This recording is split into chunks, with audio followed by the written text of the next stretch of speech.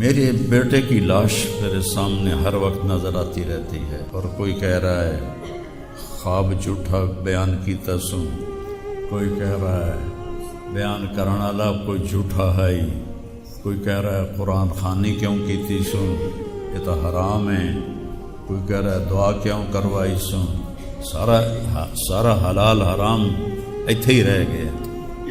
ایک زخمی باپ کے زخم پر پھنبا رکھنے کی بجائے میں نے بڑے انسان زندگی میں صدمے دیکھتا ہے، ناگواریاں دیکھتا ہے، میں نے بڑی بڑی ناگواریاں دیکھی، لیکن عاصم کی ناگواری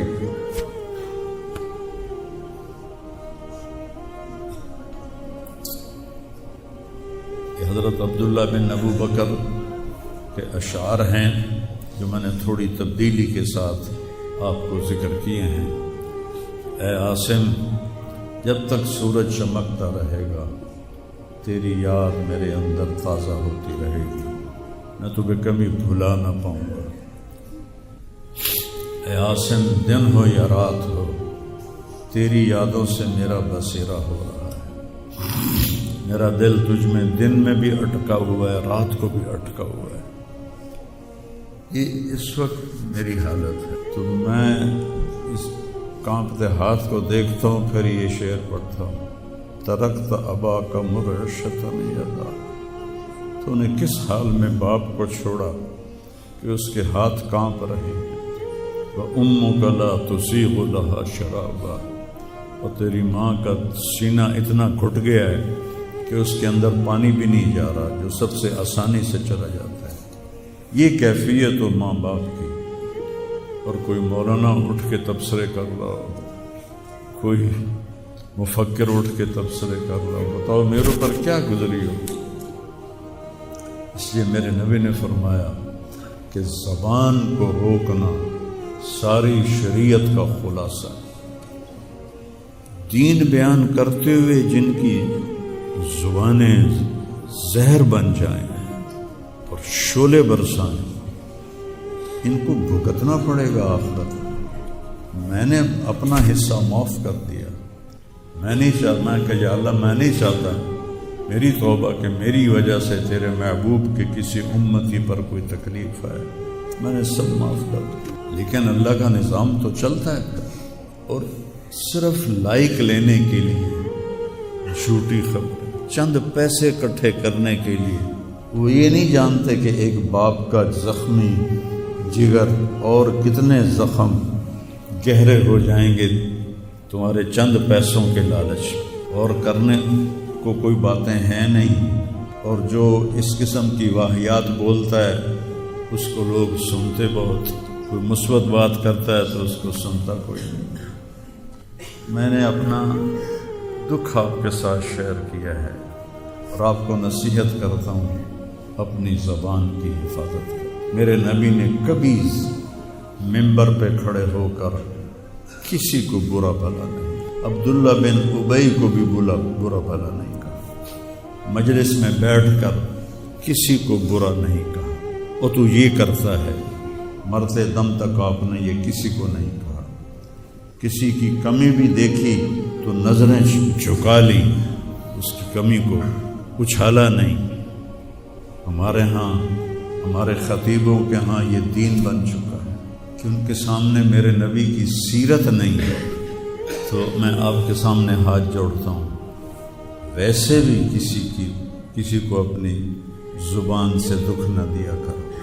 چہ جائے کہ ایک جوان بیٹے کی موت کا غم لیے ایک زندہ لاش پھر رہی ہو، اور اس کو پتھر مارے جائیں، اور اس پر اپنے غصے کو نکالا جائے، بڑے دکھ کی بات ہے، بڑے درد کی بات ہے۔ یہ ہماری قوم کی گراوٹ کی انتہا ہے، گراوٹ کی میں تو اس وقت پاگل تھا، جہاں سے مجھے کسی نے جھوٹا خواب بھی سنایا تو میں نے تسلی لی کہ شکر ہے میرا بیٹا، جوان بیٹے کو اللہ نہ تنوں اٹھاون دے ویلا وکھاوے، اللہ تنوں اٹھاون دا ویلا نہ وکھاوے۔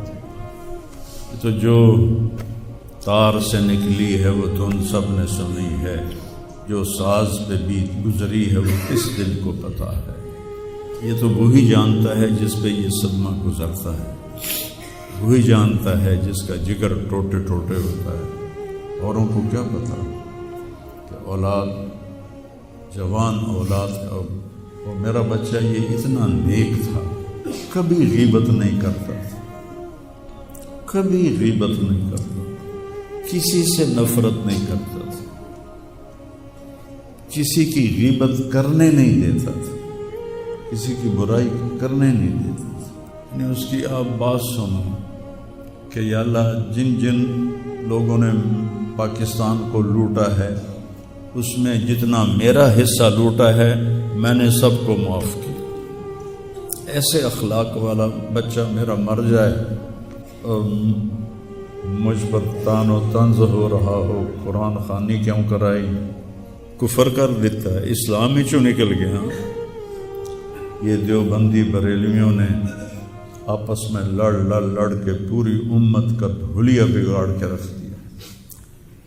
خطیبوں نے، میں صحیح علماء کی بات نہیں کر رہا، خطیب چاہے دیوبندی کے ہوں، چاہے اہل حدیثوں کے ہوں، چاہے وہ بریلیوں کے ہوں، چاہے وہ شیعوں کے ہوں، سوائے نفرت کی آگ بھڑکانے کے ان کے پاس اور کوئی موضوع کوئی نہیں۔ نئی گاڑی میں کوئی غریب آدمی کو بٹھاتا نہیں ہے، وہ نئی فارچون میں وہ پاگل کو بٹھاتا تھا۔ یہ بھی مذاق بنا دیا لوگ۔ ہائے ہائے، ارے دل ہی تو ہے نہ سنگ و خشت، درد سے بھرنا آئے کیوں، اور تم مجھے اور رلا رہے ہو۔ اس کو بھی مذاق بنا دیا۔ وہ ابھی بھی زندہ ہمارے گاؤں میں، جائیں ویکھنے جا کے ویکھ لو۔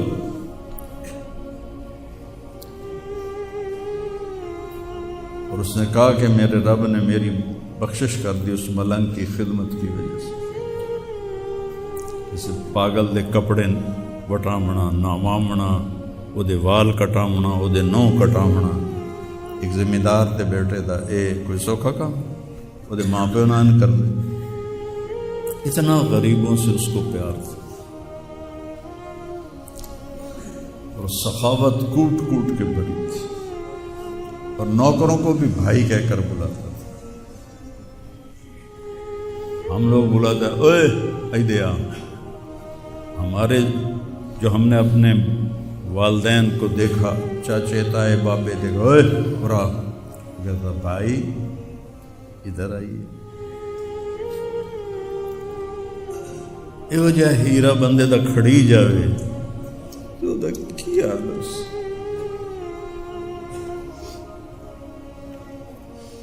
شرم ہی نہیں ہوتی لوگ ہم وقتاً چار ٹکے یا سستی شہرت لین واسطے